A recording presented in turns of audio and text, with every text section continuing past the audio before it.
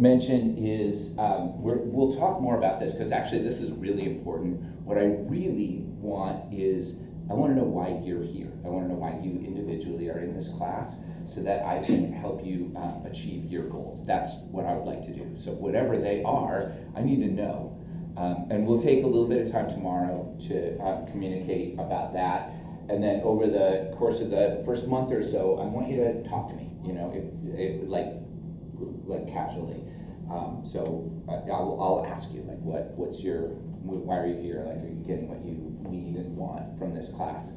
I'd like this to meet your needs. I'd like you to be able to accomplish your goals. Having said that, I have a goal as well. And my goal is for all of you to find what I call, and it's not just me, a lot of people talk about this, but I have this visual that I came up with years ago that I just love.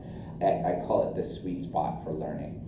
And the sweet spot for learning is the place where you don't know everything yet, but you know enough to feel really comfortable. And so it's this little place where you have enough to build on that you can learn more, and it's fun. It's not frustrating, and it's not boring because it's not stuff you already know.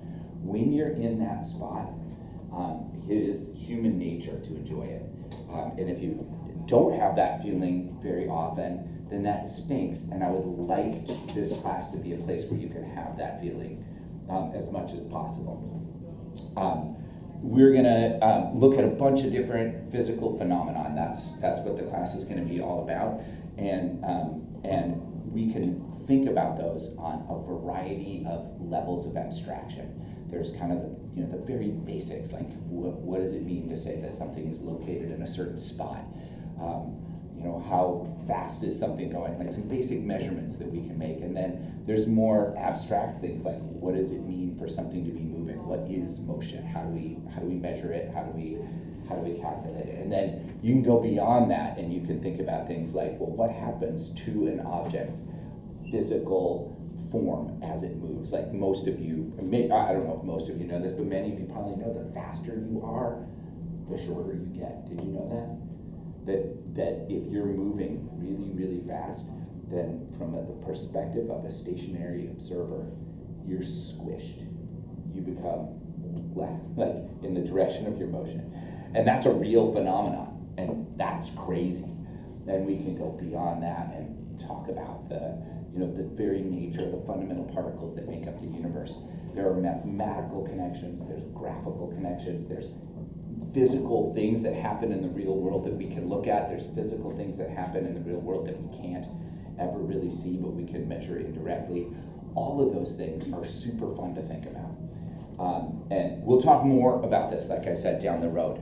My goal is to provide you with opportunities to build on what you already know in a way that brings you actual pleasure. Like, I would like you to have fun. That's what I want. I want you to do physics and have fun. I want you to learn stuff and do some cool things. I don't want you to feel stressed. I don't want you to feel frustrated. I want you to feel like you're having a worthwhile learning experience. That's my goal. And so we'll see how close I get. I'm going to try as hard as I can, and hopefully at least most of you, if not all of you, will appreciate that. What I want to do today, it actually is like just right in that vein, because it involves something. So I'm gonna show you how to do this, just because there's a little bit of like setup. It's not super complicated, but I'm gonna show you how to do this. And then what we're gonna do is I'm gonna have you play around collectively with a device, and your goal is to figure out what it does and how it does it. That's it. Like, that's the goal, is to kind of figure out what this thing is all about. So here's the device. It's right here. It's this little blue thing. It kind of looks like a walkie-talkie. And on the top, you can like fold it up like this, or you can put it down like this, or you can put it down like this on a table. And there's a couple of cables that are involved here, and I'm gonna just like bear with me because I'm gonna show you how to deal with cables. Here's how you do it. So first of all, when you see a cable that's been properly dealt with, it's always going to look like this. It's going to be like tied in a little knot. And making these knots is important. And the reason is because if you don't make these knots, then the cables get all tangled up in whatever they're in, and then when people take one cable out, 30 of them come out, and you end up spending a bunch of time untangling cables. It takes 30 seconds to tie this knot. I'm going to show you all. Here's how you do it. You start with the cable like this. You bring the ends together to double it. You bring the ends together again. When it gets to be roughly a foot or so, that's about this long, then you just tie one overhand knot. And that's it.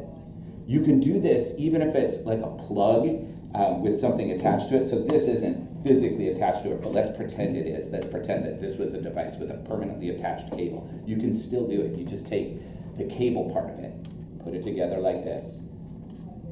You bring those ends together and tie it like this. This is less than 30 seconds. And the beauty of this is that then you can toss it into the container and somebody else can get it out, and it doesn't end up being a big rat's nest of ridiculousness. So there are two cables that you're going to be using today. This cable right here kind of looks like an Ethernet cable that's been squashed, like an old phone cable if anybody still has an old home phone line. The other cable, this one isn't tied up properly because I wasn't the last one who used it, but the other cable looks like this. It's a USB cable, but the small end, it's possible, likely that you've never seen one like this. This is called a USB Mini, and this is what we used before USB Micro, which is what we used before we used USB-C. So this is like ancient cord stuff, but it works. It all still works. And the way that you're gonna hook this together is you're gonna take the cable that looks sort of Ethernet-y, and see how easy it is to even undo them. Like it's very elegant. And you plug, there's only one place to put it, so you just plug that in to the little blue box.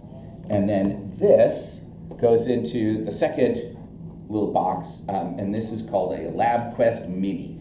And it's got a bunch of spots on it. The place where this goes is, there's two on the top, Dig 1 and Dig 2. It doesn't matter which one you put it in, and it'll only fit one way, so you just put it in. These cables are supposed to sort of snap in, but people have abused them over the years, so it might not snap in, but if it fits in there, it's probably in well enough. And then the small end of the USB cable goes into the LabQuest Mini, and the big end of the USB cable is going to go into your Chromebook. And and then your Chromebook, does anybody know why this is here? I put it there. It's a reminder. That's my reminder note. I didn't even have to write on it. All I have to do is put the yellow sticky there, or the green sticky, and it reminds me to do the thing that I was going to do. Okay, so these little windows that you're going to have into my brain are going to make you very sad for me. I apologize for that. So this is in our module for today, which all of you I think will have access to. And what you'll do is, once everything's hooked up, you just click on this button that says Vernier Graphical Analysis.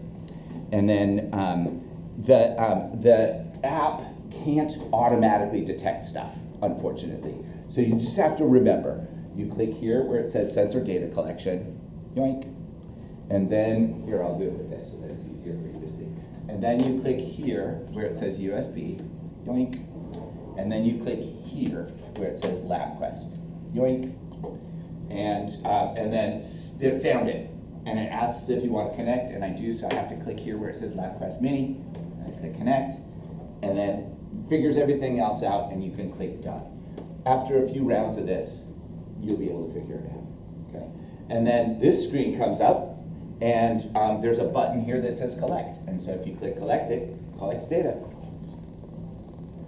So your job is going to be to figure out what the heck this thing does, how it does it. That's it. We're going to use these throughout the year, actually, so they're really handy for the work that we're going to do. But the really cool thing is, no matter what you already know about these, there's more to learn, which I think is kind of neat. Every time I use them, something else comes up. I learn something new.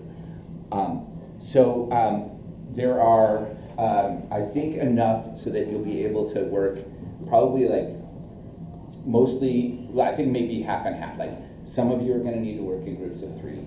Some of you will be able to work in groups of 2.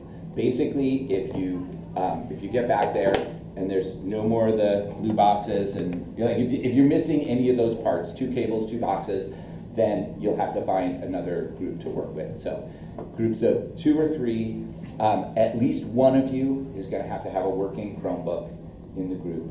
And I'm going to give you some time right now to play around with this. When are we done? We are done at 1:20. So let's take like 15, 20 minutes. Get it set up, play around with it, let's see where you get.